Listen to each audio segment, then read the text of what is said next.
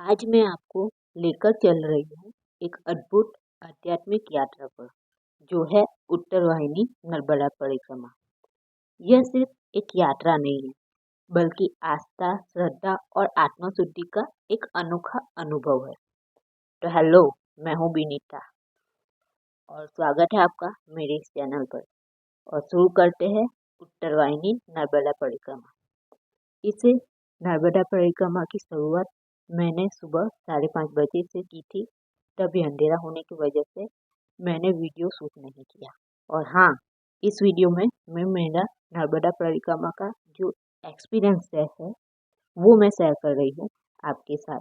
क्योंकि उत्तरवाहिनी नर्मदा परिक्रमा मैंने पहली बार की है, तो आपको कैसा फील होता है वही मैं आपके साथ शेयर कर रही हूँ। कुछ गाइडलाइंस या आप कैसे करें वगैरह मैं कुछ नहीं शेयर करने वाली। हाँ, कुछ जो खास बातें हैं मैं आपको ज़रूर बताना चाहूँगी, जो मैंने स्पेशली पर्सनली फील किया है। तो वो है कि हो सके तो आप सफ़ेद कपड़ों में ही परिक्रमा कीजिए।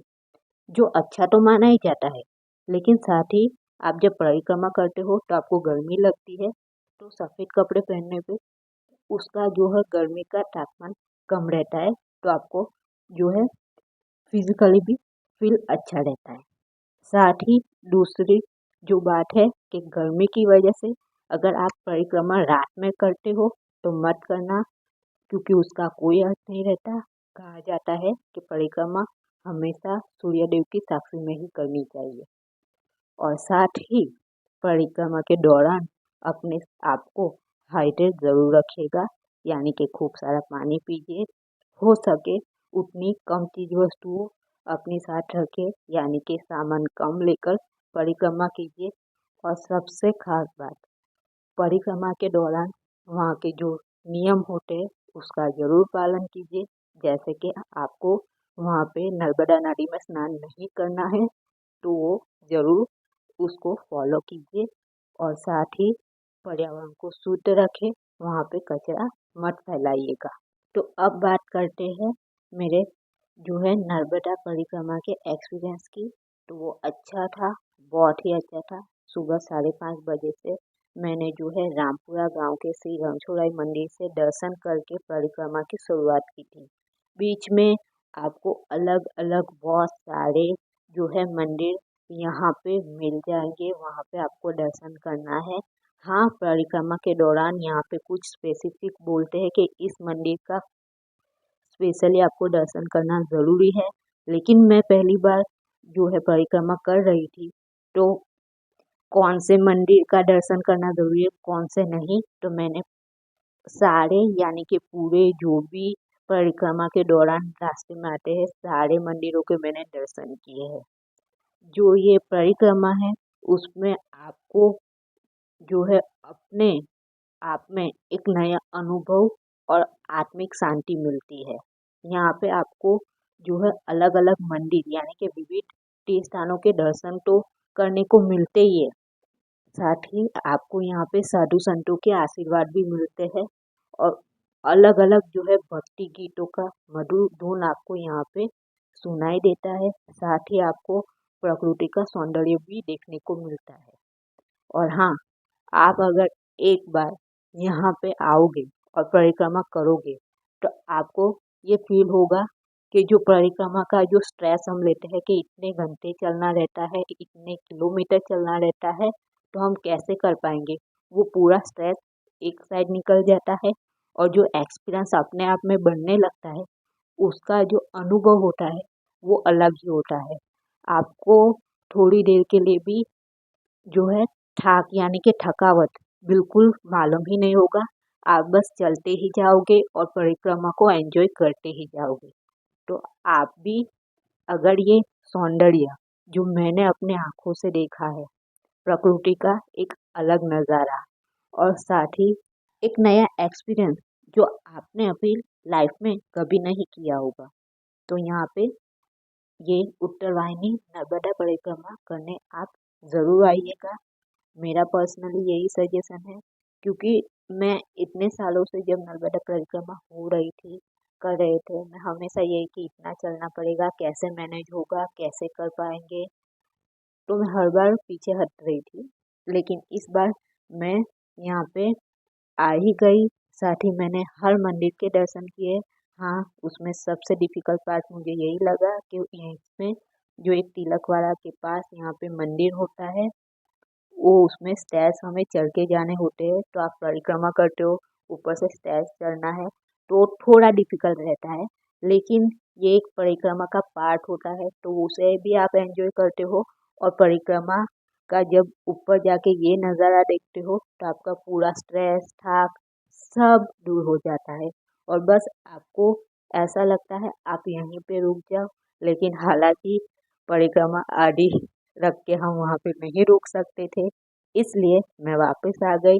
और आपको मेरा एनर्जी लेवल वापस आते वक्त दिख रहा होगा कि मैं ये जो है स्टेयर चढ़ के गई थी, लेकिन वापस आते वक्त मुझे बिल्कुल भी थकावट नहीं थी, क्योंकि ऊपर का नज़ारा ही इतना अच्छा था जो मुझे उतना रिफ्रेश कर दिया।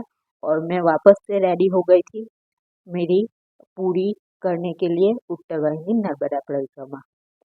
सामान्य रूप से ऐसा कहा जाता है कि नदियाँ जो है वो पश्चिम या पूर्व दिशा में ही बहती है, लेकिन कुछ ही स्थान ऐसे होते हैं जहाँ पर नर्मदा उत्तर दिशा से बहती है, और वो उसी स्थान को बहुत ही पवित्र माना गया है। और इसी स्थान पर नदी के इस जो विशेष भाग होते हैं, जहाँ से ये जो नर्मदा नदी उत्तर दिशा में बहती है, उसके चारों ओर हमें परिक्रमा करनी रहती है।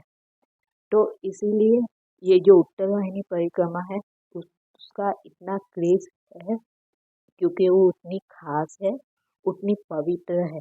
और उसका एक्सपीरियंस उतना आपको आंतरिक शांति प्रोवाइड करता है, प्लस आपको एक आध्यात्मिक रास्ते की ओर लेके जाता है। हालांकि मैं साधु संत की बात नहीं कर रही हूँ, लेकिन आपके अंदर जो एक शांति, जो अशांति हमेशा आपको घेरे रहती है और आपको शांति चाहिए होती है, वो यहाँ पे आपको मिल जाती है। मान्यता ये भी है कि गंगा नदी में नहाने से पाप धुलते हैं, जबकि नर्मदा नदी के सिर्फ दर्शन मात्र से ही आपके पापों का नाश होता है। तो आप सोचिए, उनकी परिक्रमा करके तो कितने लाभ होते होंगे। अभी मैंने आपके साथ इतनी सारी बातें की, आपको यही लग रहा होगा कि मैं आपको इनडायरेक्टली फोर्स कर रही हूँ कि आपको भी उत्तरवाहिनी नर्मदा परिक्रमा करनी चाहिए। पर्सनली मुझे खुद ऐसा लगता है कि कब मैं सेकंड टाइम ये उत्तरवाहिनी नर्मदा परिक्रमा करने जाऊँ, क्योंकि वहाँ का एक्सपीरियंस मुझे उतना खास लगा था।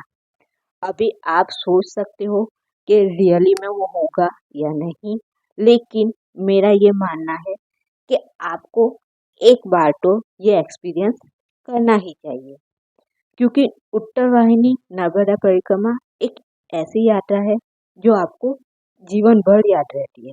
तो आप भी अपने जीवन भर की याद में इस उत्तरवाहिनी नर्मदा परिक्रमा के एक्सपीरियंस को ऐड कीजिए, और इस उत्तरवाहिनी नर्मदा परिक्रमा को करने ज़रूर आइएगा। और मुझे भी कमेंट में बताना अगर आप जाकर आए हो और आपका एक्सपीरियंस कैसा है।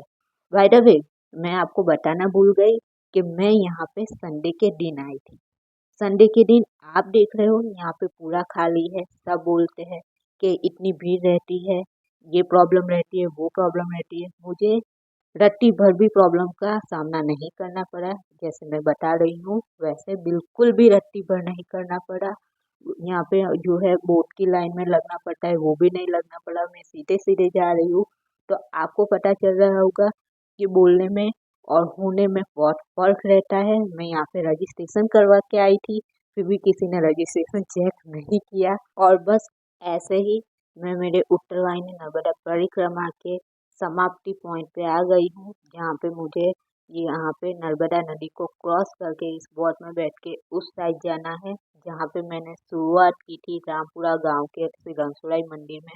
वहाँ जाके वहाँ पे दर्शन करके मुझे ये जो मेरी नर्मदा परिक्रमा की है समाप्ति करनी रहेगी। तो बस ऐसे ही मेरी ये जो परिक्रमा है बहुत अच्छे से गई। हालांकि हम जब उस साइड गए थे, हमारे नर्मदा परिक्रमा के पूरे होने की जगह पे, वहाँ पे श्री रणछोड़राय जी आराम कर रहे थे। तो वहाँ पे 15 मिनट उनका जो फेस दिखने में टाइम लगा था, लेकिन ओवरऑल बहुत ही अच्छा लगा, बहुत ही रिलैक्सेशन वाली ये परिक्रमा थी। तो मैं आपको सजेस्ट करूँगी, आपको भी इसका पार्ट ज़रूर बनना चाहिए। साथ ही वीडियो पसंद आए तो वीडियो को लाइक, सब्सक्राइब, शेयर करना चाहिए। थैंक